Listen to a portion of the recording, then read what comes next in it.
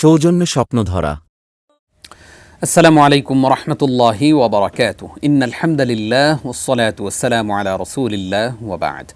প্রিয় দর্শক শ্রোতা, আপনাদের সকলকে আন্তরিক প্রীতি ও মোবারকবাদ জানিয়ে শুরু করছি আপনাদের প্রিয় চ্যানেল এটিএন নিউজের জুমা পূর্ববর্তী বিশেষ আয়োজন ইসলাম কি বলে। অনুষ্ঠানটি নিবেদন করছে স্বপ্নধরা। প্রিয় দর্শক, প্রতি শুক্রবারই আমরা একটি গুরুত্বপূর্ণ সমসাময়িক বিষয়ে আলোকপাত করে থাকি। একজন স্কলার আপনাদের অনেকগুলো প্রশ্নের জবাব দিয়ে থাকেন। আজকেও যথারীতি আমরা আমন্ত্রণ জানিয়েছি একজন সম্মানিত অতিথিকে। চলুন শুরুতেই আজকের সম্মানিত স্কলারের সঙ্গে আপনাদেরকে পরিচয় করিয়ে দিচ্ছি। আমাদের আমন্ত্রণ গ্রহণ করে স্টুডিওতে এসেছেন বাংলাদেশের খ্যাতিমান স্কলার, জননন্দিত মিডিয়া ব্যক্তিত্ব ফদিলাতুশ শেখ ডক্টর রেজাউল করিম মাদানী। আসসালামু আলাইকুম ওয়া রাহমাতুল্লাহি ওয়া বারাকাতুহু। ওয়া আলাইকুম আসসালাম ওয়া রাহমাতুল্লাহি ওয়া বারাকাতুহু। হাইয়াকাল্লাহ উস্তাজ, আহলান ওয়া সাহলান। হাইয়াকাল্লাহ। বারাকাল্লাহ ফিক। শেখ, আপনাকে স্বাগত জানাচ্ছি আমাদের এই আয়োজনে। প্রিয় দর্শক, গুরুত্বপূর্ণ একটি বিষয় শেখের কাছ থেকে আজকে আমরা আলোচনা শুনব, আর তা হচ্ছে ডিজিটাল যৌতুক ও প্রতিকার।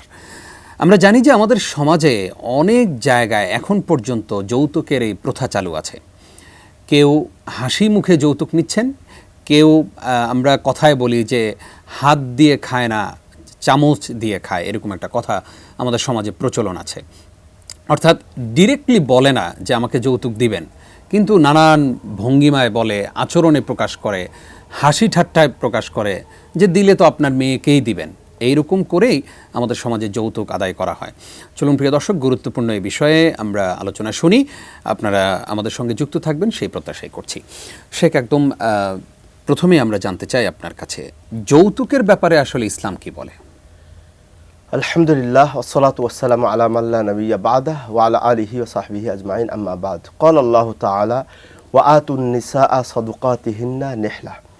আল্লাহ সুবহানাহু ওয়া তাআলা আমাদের দুনিয়ায় সুখ শান্তির অন্যতম একটি মাধ্যম হিসাবে যে একটি শরিয়াতসম্মত নিয়ম সিদ্ধ করেছেন, সেটি হচ্ছে বিবাহ। এই বিবাহ যখন আমরা করব তখন কি কি নিয়ম ফলো করব তাও আল্লাহ সুবহানাহু ওয়া তাআলা কোরআনে আমাদেরকে নির্দেশ করেছেন। জি, আল্লাহ সুবহানাহু ওয়া তাআলা বলেছেন, তোমরা যখন বিবাহ করবে তখন মহিলাদেরকে ওয়াআতুন নিসাআ সাদুকাতিহিন্না নিহলা, তোমরা মহিলাদেরকে যখন বিবাহ করতে চাইবে তখন তাদেরকে ফরজ হিসাবে, ফরজ রূপে, এটা স্বাভাবিক না, নফল সুন্নত না, নেহলা ফরজ হিসাবে এটা দান করবে, মহিলাদেরকে দিবে তাদের মোহরানা। তাহলে এখান থেকে কিন্তু অনেকটা স্পষ্ট হয়ে গেছে যে যখন আমরা বিয়ে করব, পুরুষ যারা মহিলাদেরকে বিয়ে করবে তখন প্রত্যেক পুরুষের উচিত হবে যে মহিলাকে মোহরানা দিবে। এবার যদি আমরা রাসূলের জীবনীতে দেখি তাহলে আল্লাহর নবী সাল্লাল্লাহু আলাইহি ওয়াসাল্লাম বিবাহ করেছেন। মা আয়েশা রাদিয়াল্লাহু তাআলা আনহা থেকে বর্ণিত, তিনি বলেছেন, কানা রাসূলুল্লাহ সাল্লাল্লাহু আলাইহি ওয়াসাল্লাম ইউতিন নিসাআ 12 উকাইয়াতান। নবী সাল্লাল্লাহু আলাইহি ওয়াসাল্লাম যখন বিবাহ করতেন তখন তার স্ত্রীদেরকে 12 উকাইয়া, এক উকাইয়া আমাদের দেশে 500 কেজি, যেটাকে বলা হয় 500 কেজিকে এক উকাইয়া বলা হয়। এই বরাবর টাকা আপনি যদি করেন, ওটাকে টাকায় কনভার্ট করেন, তত পরিমাণ টাকা বা মোহরানা দান করতেন। আচ্ছা, অন্য একটি রিওয়ায়াতে এসেছে 12 উকাইয়াতান আনুস, 12.5 উকাইয়া। এমনিভাবে এটা তো নবী, দেখেন আল্লাহ দিতে বললেন, নবী দিয়েছেন। এবং যদি আমরা সাহাবাদের বিবাহ শাদী কিভাবে হতো, তারা কি দিত না নিত এই ডিজিটাল বা অ্যানালগ সিস্টেমে, তাহলে আমরা পাবো। একদা আমরা সকলেই জানি প্রসিদ্ধ সাহাবী আব্দুর রহমান ইবনে আউফ রাদিয়াল্লাহু তাআলা আনহু, তিনি ধনী একজন সাহাবী ছিলেন।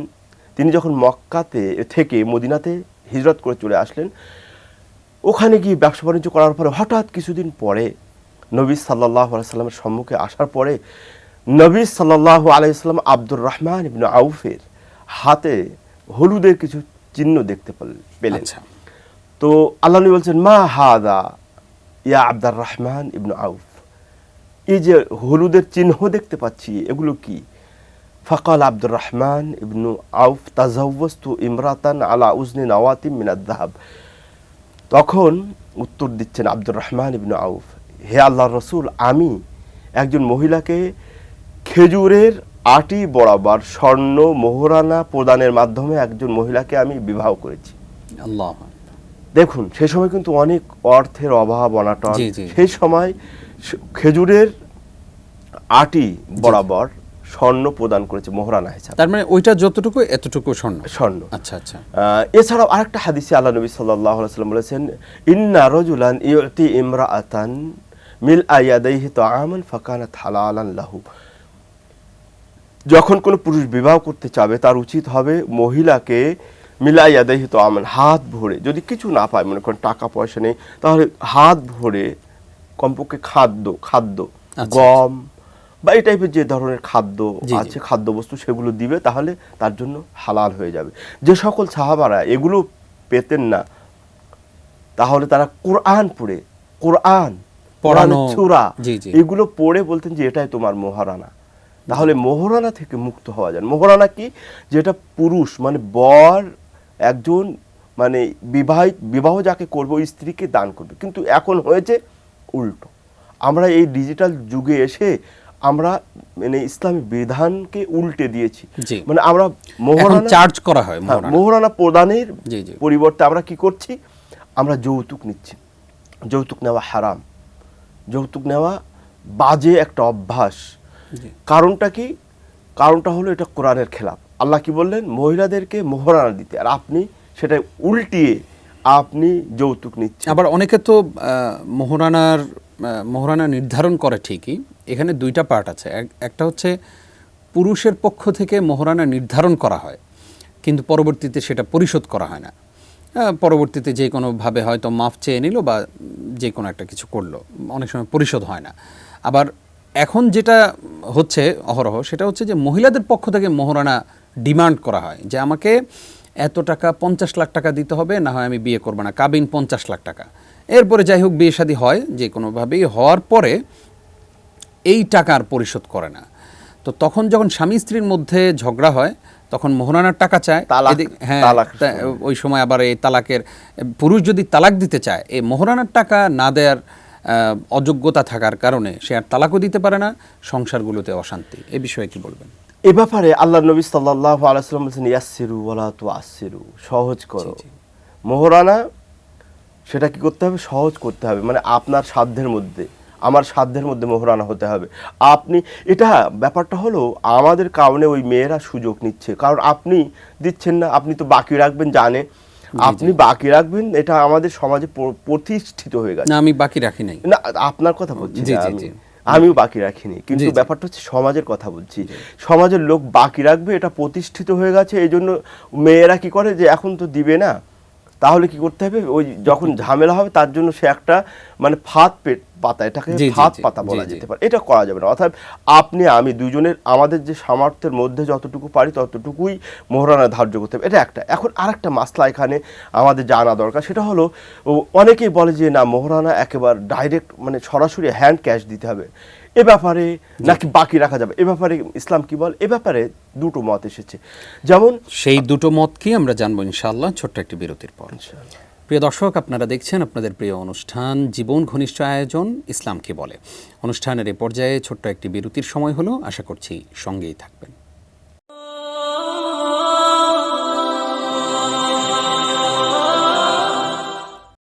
সৌজন্যে স্বপ্নধরা। প্রিয় দর্শক, স্বাগত আরও একবার। দেখছেন ইসলাম কি বলে, অনুষ্ঠানটি নিবেদন করছে স্বপ্নধরা। আজকে আমরা ডিজিটাল যৌতুক নিয়ে কথা শুনছিলাম এবং এর প্রতিকার সম্পর্কেও জানবো ইনশাআল্লাহ। আশা করছি পুরো আয়োজন জুড়ে আমাদের সঙ্গেই থাকবেন। শেখ, আপনাকে আরও একবার স্বাগত। আপনি দুটো বিষয় আমাদের সামনে উপস্থাপন করতে চেয়েছিলেন। প্রথমত, আমরা যখন বিবাহ করতে যাই তখন আমরা মনে করি, এবং এটা উচিত, যে আমাদের যে মোহরানা এটা হ্যান্ড ক্যাশ, মানে সরাসরি উসুল করে দেওয়া, এটাই নিয়ম পারলে। কিন্তু বাকি রাখা যাবে কি না এ ব্যাপারে বিশাল একটি মানে ইসলামী স্কলার আমাদের না সালফে সালেহিন থেকে নিয়ে আমি দেখেছি মাসলাটা, যে বাকি প্রসঙ্গত যদি একটু বলে দিতেন, সালফে সালেহিন কারা? সালফে সালেহিন ওই যে সাহাবী, তাবিঈন, আতবাউ তাবিঈন, তখন থেকে নিয়ে এটা আমি দেখেছি মাসলা অনেক সালফে সালেহিনগণ বাকি রাখতেন। সেটা কি? সেটা হলো যে মনে করেন একটা উদাহরণস্বরূপ আমার 2 লক্ষ টাকা মোহরানা ধরা হয়েছে, কিন্তু আমি 1 লক্ষ টাকা দিতে পারবো, আর 1 লক্ষ টাকা আমার কাছে নেই, কিন্তু আমি যে স্ট্যাটাসের মেয়ে বিবাহ করছি তাকে 2 লাখ টাকা দিতে হবে, এই লেভেলের মেয়ে, সেই স্ট্যাটাসের মেয়ে, কিন্তু আমার কাছে এখন 1 লক্ষ টাকা আছে আর 1 লক্ষ টাকা আমার হাতে নেই, তাহলে কি করব? আমি কি এটা বাকি রাখতে পারবো কিনা? অবশ্যই বাকি রাখা যাবে। এ ব্যাপারে যেমন মানে মুগনি ইবনু কুদামা রাহিমাহুল্লাহ, শাইখুল ইসলাম ইবনু তাইমিয়া, অনেক আলেম ওলামার আমি এতে দেখেছি, তারা বলেছেন রাখা যাবে, বাকি রাখা যাবে, কিন্তু সেটা কিভাবে? লিখিত হতে হবে, লিখিত হতে হবে। এবং দলিল হিসেবে তারা বলেছেন যে আল মুমিনুনা আলা শুরুতিহিম, মুমিন শর্তের উপরে নির্ভরশীল, মানে শর্ত করতে হবে যে আমি তো এখন পারছি না, আমি এতদিন পরে বা এত বছর পরে তোমার এই 1 লক্ষ বাকি টাকা আমি মানে পরিশোধ করে দেব। কিন্তু আমাদের বাকিগুলো হয়ে যায় একদম কিয়ামত, এটা তো বাহানা, এটা তো হেলা হয়ে গেল, এটা শরিয়ত নিয়ে খেলা হয়ে যাচ্ছে, সহজে দিতে চায় না অনেকে, এবং এটা যে একটা গুরুত্বপূর্ণ বিধান এইটাই আমরা মানতে চাই না। ওই যে আপনি যেটা বললেন মাপ চাওয়া ব্যাপার না তো, এটা হলো হ্যাঁ মাপ চাওয়া চাই কখন? আপনি মাপ চাই, আপনি যেটা মোহরানা ধার্য হয়েছে সেটা আপনি স্ত্রীকে দিয়ে দিবেন, তারপরে আপনার স্ত্রীর কাছ থেকে যেভাবে হোক, বুঝিয়ে হোক, সন্তুষ্ট করে হোক, বা যেভাবে হোক হাওলাত খরচ সেভাবে নেওয়া যেতে পারে। প্রিয় দর্শক, এখানে আমরা যে ভুলটা করি সেটা হচ্ছে যে আমরা মনে করি যে যেহেতু আমি আমার স্ত্রীকে খাওয়াচ্ছি, পড়াচ্ছি, তাকে ঈদে গিফট দিচ্ছি, নানান সময় গিফট দিচ্ছি, কোনো না কোনোভাবে তো মোহরানার টাকা দিয়েই দিলাম। এটা কিন্তু ঠিক নয়। মোহরানার টাকা একদমই আলাদা, এবং এটা তার হক, এটা তার এক্সট্রা অধিকার, এইটাকে অধিকার হিসাবেই আপনাকে আদায় করে দিতে হবে, এটা আল্লাহর বিধান। জি, আপনি যেটা বললেন যে আমরা মনে করি আমরা তো অনেক খরচ করছি আমাদের পরিবারের উপরে, যে এটা এ ব্যাপার তো আল্লাহ আপনাকে ফরজ করেছেন, আল্লাহ বলেছেন আশিরুহুন্না বিল মারুফ, জি জি, তাই না? আবার ওয়াকিসওয়াতুহুন্না, তাদের কাপড় চোপড়, ব্যয়ভার, থাকার সব কিছু আপনার, আপনি এই শর্তে তো তাকে এনেছেন যে আপনি এগুলো তাকে মানে সাপ্লাই দিবেন, এগুলো তাকে দিবেন। অতএব এখানে আপনার ব্যয়ভার, থাকা, তার পিছে খরচ করা, আপনার পরিবার মানে সন্তান সন্ততির মানে জন্য যেগুলো খরচ করা হয়, তার সাথে মোহরানার কোনো সম্পর্ক নেই। জি শেখ, আমরা মোহরানা নিয়ে অনেক কথা শুনলাম, এবার একটু জানতে চাই এই যে নানানভাবে আমরা যৌতুক চাই, আমরা জামাইকে কেন ভালো একটা ঘড়ি দিল না, কেন আইফোন গিফট করলো না, কেন জামাইকে এই ব্র্যান্ডের পাঞ্জাবি দিল না, মানে তারা ছোট মানুষ, ছোট লোক, এই ধরনের অনেক অভিযোগ করা হয়। এরপরে নানানভাবে যে আপনার জামাইয়ের একটা মোটরসাইকেল নাই, আত্মীয় স্বজনরা বলে যে জামাইকে দিলে তো আপনার মেয়েকেই দিলেন, আপনার জামাইয়ের ঘরে একটা ওয়াশিং মেশিন নেই, একটা ওয়াশিং মেশিন দিলেন, আপনার মেয়েকেই তো দিলেন, সেই তো ব্যবহার করবে। ল্যাব তোষক থেকে শুরু করে সকল কিছু চাওয়া হয় আকার ইঙ্গিতে, এবং দেওয়া হয়, আমাদের সমাজে একটা রীতিনীতি আছে। কিন্তু নিজের বোনকে যখন বিয়ে শাদী দেয় তখন বলে যে হ্যাঁ অমুকের পরিবার যৌতুক খায়, আমাদের কাছ থেকে যৌতুক খাওয়ার জন্য আসছে, এরকম করে অভিযোগ করে। আসলে এই বিষয়গুলো নিয়ে কি বলবেন? ইসলামের স্পষ্ট নির্দেশনাগুলো যদি শেয়ার করতেন। এ ব্যাপারে প্রথমত আমি যেটা নবী সাল্লাল্লাহু আলাইহি ওয়াসাল্লামের একটা ঘটনা আমি শেয়ার করি, তাহলে দালিলিক হবে, অথেন্টিক হবে। নবী সাল্লাল্লাহু আলাইহি সাল্লাম ফাতিমাতুজ জোহরাকে যখন আলী রাদিয়াল্লাহু তাআলা আনহুর সাথে কি করলেন? বিবাহ দিলেন। ফাতিমাতুজ জোহরা রাদিয়াল্লাহু তাআলা আনহার অনেক কষ্ট হয়ে যেত সংসার চালাতে, তখন কিন্তু ফাতিমাতুজ জোহরা কি করলেন? নবী সাল্লাল্লাহু আলাইহি ওয়াসাল্লামের কাছে এসে কিছু সংসারের উপকরণ চাইলেন। কিন্তু আল্লাহর নবী সাল্লাল্লাহু আলাইহি ওয়াসাল্লাম কি উত্তরটা দিলেন? এখানে কি কিছু বললেন না যে হারাম বললেন না, কিন্তু জি জি বললেন যে তুমি কেন চাইছো এটা হারাম, এটা বললেন না। নবীর সাধ্যে ছিল না, এই জন্য বললেন যে আমার তো দেওয়ার মতো সাধ্য নেই, এই জন্য তুমি এর পরিবর্তে কি করো? সুবহানাল্লাহ তাসবিহ তাহলিল শিখিয়ে দিলেন। এখান থেকে কিন্তু একটা স্পষ্ট আমরা যেটা ইস্তেমবাদ প্রমাণ করতে পারি যে হ্যাঁ, যদি আপনি আপনার মেয়েকে, কন্যাকে একটা ছেলের হাতে উঠিয়ে দিয়েছেন, তার সংসার অসচ্ছল, মানে তার অর্থনৈতিক ভাবে সে এত স্ট্রং না, সচ্ছল না, তার জন্য যদি আপনি খুশি হয়ে, সেটা তো হাদিয়া, সেটা হলো হাদিয়া, কিন্তু আপনি মানে ইনডিরেক্টলি অথবা অন্যকে দিয়ে হোক, মানে ঘটকের মতো পাঠিয়ে মাধ্যম ব্যবহার করে ফেসবুকে স্ট্যাটাস দিয়ে অনেক কিছু বোঝানো হয়, এগুলো তো নাজায়েজ হয়ে গেল। আপনি তো এটা মানে এটা ও তো বাধ্য হয়ে দিচ্ছে, অর্থাৎ বাধ্য করে নেওয়া এটা নাজায়েজ। কিন্তু আমাদেরও খেয়াল রাখতে হবে, আমরা যারা কন্যা সন্তানকে অন্যের ঘরে দিচ্ছি আমাদেরও একটু খেয়াল রাখতে হবে যে আসলে একটা নতুন জায়গায় দিয়ে দিচ্ছি, তাকে কিছু দিই না, কারণ আপনার ঘরেও তো আসবে। জি, জি। আপনি যদি দেন আপনার ঘরেও আসবে, তাই না? যেমনটি আপনি বললেন। জি, জি। আপনি আবার এখানে এরকম করবেন না, আপনি দিবেন না আবার নিতে চাইবেন, এটাও কিন্তু ঠিক না, এটাও জি। ঠিক না। তো এই জন্য আমাদের খেয়াল রাখতে হবে। কিন্তু আমাদের এখন কি হয়েছে, আমরা এই মাইন্ড সেট আপ করে ফেলেছি যে আমার ছেলে ইঞ্জিনিয়ার, ডক্টর, এত বড় ডিগ্রিধারী, তাকে একটা ল্যাপটপ দেবে না, তাকে একটি বস ঘড়ি দেবে না, এই ঘড়ি দিবে না, এটা কেমন হতে পারে? না, আপনাকে মেয়ে কত কষ্ট করে সেই মেয়েটা লালন পালন করেছে, কত তার কলিজার টুকরাকে আপনার কাছে দিয়ে দিল, এবং আপনার ঘরে কত মানে সে সেবা করবে, আপনার মানে স্বামীর সেবা করবে, তার শ্বশুরের সেবা করবে, শাশুড়ির সেবা করবে, আরো পরিবারের অনেক থাকে, সবার সেবা করবে। এগুলোই আপনি দেখুন না। কিন্তু এক্ষেত্রে আবার একটু কথা আছে, সেটা হচ্ছে যেহেতু আমরা বিভিন্ন মসজিদের সঙ্গে সম্পৃক্ত, আপনিও আপনাদের কাছেও অনেকে প্রশ্ন করে যে আসলে শ্বশুর শাশুড়ির খেদমত করতে চায় না এই জমানার মেয়েরা। সবার কথা বলছি না, অনেকেই, এবং দলিলও পেশ করে। জি জি, তারা বলে যে শ্বশুর শাশুড়ি খেদমত করা আমার জন্য ফরজ না, ওয়াজিব না, এরকম বলে আর কি। হ্যাঁ। তো আসলে ওই জায়গা থেকে আমরা আসলে আমাদের বোনদেরকে কি নাসিহা উপহার দিতে পারি? আমাদের বোনদেরকে আমরা নসিহা করব যে আপনি বলছেন আপনার শুধু স্বামীর খেদমত করা ওয়াজিব, শ্বশুর শাশুড়ি না। জি। তাহলে আপনি আপনার শ্বশুর শাশুড়ি করবেন না, তাহলে আপনার হাজবেন্ড তো আপনার কাছে সবসময় থাকে না। না, আবার হাজবেন্ডের তো 4টা বিয়ে করা সুযোগ আছে। ওই ব্যাপারে কিন্তু আবার দলিল না। মেনে নেয় না, জি, তাই না? জি, জি। মানে যেগুলো নিজের সুবিধা, তো সুবিধাবাদী কথা। আপনি শোনেন, আপনি বলছেন যে আপনার শ্বশুর শাশুড়ির সেবা করা আপনার উপরে ওয়াজিব বা ফরজ বা দায়িত্ব না, কিন্তু আপনার ভাবি যখন আপনার মা বাবাকে সেবা করে না, তখন তো বাড়ি যেয়ে ঠিকই হুমকি ধামকি দেন, ঝগড়া করেন, জি, কথা তুলেন, তখন কি? অনেক গুরুত্বপূর্ণ কথা বলেছেন শেখ। আশা করছি আমাদের দর্শকরা সতর্ক থাকবে, আমাদের বোনেরাও সতর্ক হবেন, সংশোধন হবেন। আল্লাহ তাআলা প্রত্যেকের সংসারে শান্তি দান করুন, আমিন। আপনি কষ্ট করে আমাদেরকে সময় দিয়েছেন, সেজন্য আপনাকে এটিএন নিউজের পক্ষ থেকে ধন্যবাদ জানাচ্ছি। ধন্যবাদ আপনাদেরকেও, ধন্যবাদ এটিএন নিউজ। শাকারাল্লাহু লাকুম। প্রিয় দর্শক, আসুন আমরা ইনসাফের পরিবার তৈরি করি, ইনসাফের সমাজ তৈরি করি।